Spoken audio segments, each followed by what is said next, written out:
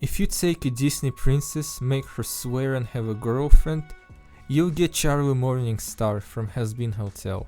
I already made one video about Hazbin Hotel, but I made it spoiler free, and basically just shared my first fresh impressions after watching the show. In this video I'm gonna be talking about the show with spoilers, and more freely. I'm gonna be mainly focusing on the characters and the music. Charlie Morningstar is the main protagonist of the show. In my previous video I said that you get Hazbin Hotel if you combine South Park with the Disney Renaissance era cartoon, but actually the Disney Revival era, which started in 2009. This period is remarkable for it gave us this type of main protagonist. Quirky, awkward, exuberant, lacking confidence, but at the same time determined to do the right thing for those she cares about, no matter the obstacle. And this is perfect description for Charlie. She basically embraced all these tropes. She can be awkward. My name is Charlie. I like to sing. And when we get to know each other, it's the greatest thing. She often lacks confidence and has self-esteem issues.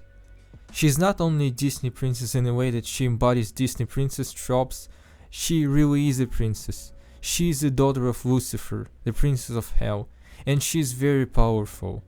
But most of the time she doesn't use her powers at all, almost as if she's not comfortable at all with them. And this is probably true that she is not comfortable with her powers, because powers remind Charlie of her parents, Lucifer and Lilith. And Charlie doesn't really have the best relationships with both of them, especially with her mother. From the flashback scene we can judge that Lucifer had a very tense relationship with Lilith. He really wanted to be a good caring father, but couldn't while Lilith was around. But what makes a big difference is that at least Lucifer is in hell. He visits his daughter and the hotel and helps out against Adam when exorcists come. Lilith is shown to be in heaven despite being a fallen angel, and she's most likely got something on Alistair, who seemingly doesn't act on his own accord. Now that Adam is gone for good, Lilith will likely be the main antagonist and there will be a lot of family drama. You can see the difference between Lilith and Charlie and Lilith and Lucifer in how they are presented in the cut-out styled opening scene of the show. Lucifer doesn't want power or control, he just wants to see good in humanity, which he was cut from because he'd been banished from entering heaven. But Lilith on the other hand thrives in assuming control and power over other souls.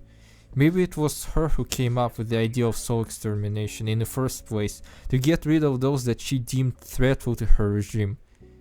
And again, judging by the fact that she is in heaven despite being banished, she made some sort of deal with Adam and the angels. She might have even sent Alistair to oversee Charlie in the hotel, but it's only speculation for now.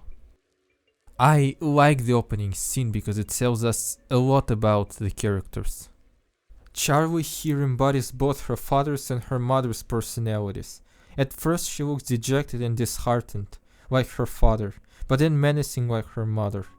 These seemingly small details make you appreciate the work that animators put into the animation even more. It's a way of subtle storytelling. Did these details have to be in the opening? Apparently no, but they are there, and it shows us how much passion there is in this series. So, Heaven in fear of Hell Uprising decided to send a squad of so-called exorcists to practically commit a genocide against demons in Hell each year, in order to keep Hell in check and in balance. Obviously Lucifer and Charlie are immune to this extermination. In the pilot episode the reason for extermination was to keep the Hell from overpopulation, which doesn't make too much sense considering that souls constantly arrive in Heaven as well, and Heaven doesn't seem to suffer at all. Or maybe Heaven is committing some gnarly things to its own people, but it is kept a secret. After seeing what angels are capable of, there is no doubt that they, for the most part, have little compassion towards others. Especially their commander Adam, now former commander, an unhinged psychopath. I noticed that exterminators wear masks during purges, as if they don't want to be seen and recognized by demons, like they're still afraid of the possible hellish reprisal. I mentioned another Disney princess trait, which is the desire to help people no matter what, and this is applicable to Charlie too. She cares for demons, she witnesses their heinous deeds and debauchery every single day. In 200 years, anyone would have lost hope that demons can change and be redeemed. But not Charlie. She believes that any soul can be saved and wants to help her people. Being naive, Charlie believes that once the soul is redeemed, the soul can leave hell and go to heaven. So she builds this Hazbin Hotel where she hopes to help demons to get their redemption. She hopes to change their hearts, or whatever demons have. Her act is selfless and full of compassion. Charlie is immune to purging due to her royal status. She totally doesn't owe anything to anyone. She could rule hell, but she just wants to do good things. This is what makes Charlie such an amazing character. Charlie is motivated by her ideals and principles, which she doesn't abandon. Charlie is risking her immortality when she openly rebels against heaven and against the exorcist. I love the song Happy Day in Hell because it embodies Charlie as a character. It shows her vulnerability, her naivety and her determination. Ultimately, Charlie is a character that has a heart of gold. Now, let's discuss her totally not gay best friend, Veggie. Oh wait, I guess I just read the description from a Russian website. Let's discuss Charlie's girlfriend, Veggie. Veggie used to be an exorcist and she was Adam's favorite, according to Adam. But Veggie spared the little kid for which she lost her eye, her status and was banished to hell. After that she was found by Charlie. Veggie should have told Charlie the whole truth about who she really was, but she didn't because Veggie felt ashamed. When Charlie and Veggie go to heaven in the 6th episode, Adam reveals the truth about Veggie. It demonstrates the contrast between Adam and Charlie and how different they are.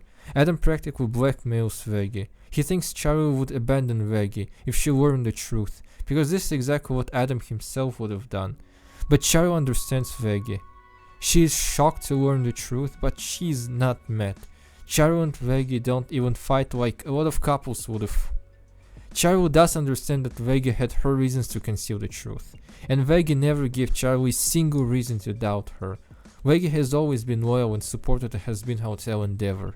Despite all the horrific stuff that Veggie had to experience being an exorcist, she supported Charlie because she actually loves Charlie and wants to be on Charlie's side even if Charlie might be delusional in her beliefs.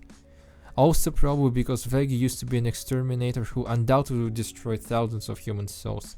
This makes her wanna make up for what she's done as an angel.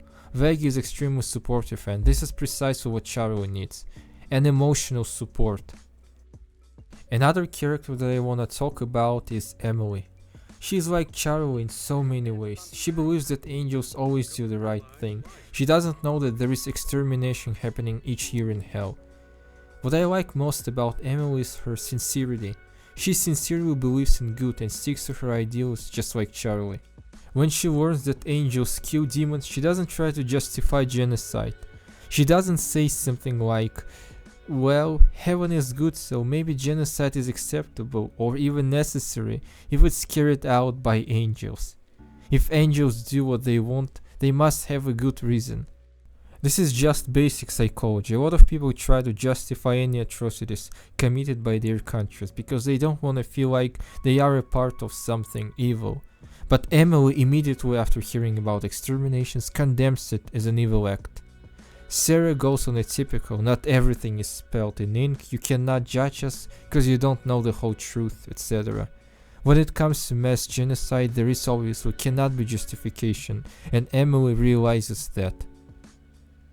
Happy Day in Hell used to be my favorite song from the show. It uses a musical technique called polyphony, when different melodic parts are playing all together at the same time. But after listening to the soundtrack album several times, my favorite song is by far You Didn't Know. I love how it changes styles and tempo depending on which characters sing. When Emily and Charlie sing, it sounds more like pop music. The instrumentation is light and based on piano, but when Lute and Adam sing, the melody gets heavier, faster, and the piano part is replaced by electric guitar part. It has a very Broadway feel, something that Lin-Manuel Miranda would have written. He wrote music for Disney films, Moana and Encanto. He used polyphony technique in Encanto for the song We Don't Talk About Bruno. No doubt the composer of Hazbin Hotel, Andrew Underberg, was inspired by Miranda's work. I wish I could play the music fragments for you to better illustrate my points, but I'm afraid YouTube copyright system is gonna get to me, and I don't want this video to get demonetized. I still want my $2 of this video. Overall, I really grew fond of the soundtrack the more I listened to it, mostly because of Erica Henningsen's immaculate performance as Charlie Morningstar. She makes this show. Hazbin Hotel Season 1 was definitely way better than I expected it to be. The first 2 episodes are definitely the worst out of the batch. The pacing is definitely an issue. There are just 8 20-minute episodes in Season 1, and because of that the show has no fillers. Each episode progresses the plot, and as a result we don't have enough hotel experience. The show doesn't even spend a lot of time inside the hotel.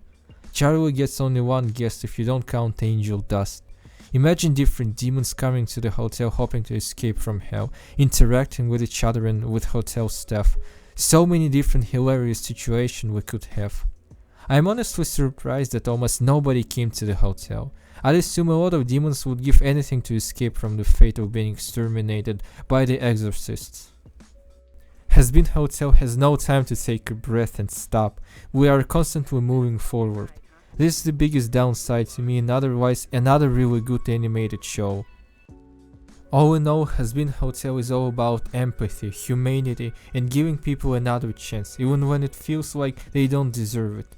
But there is something good in everyone.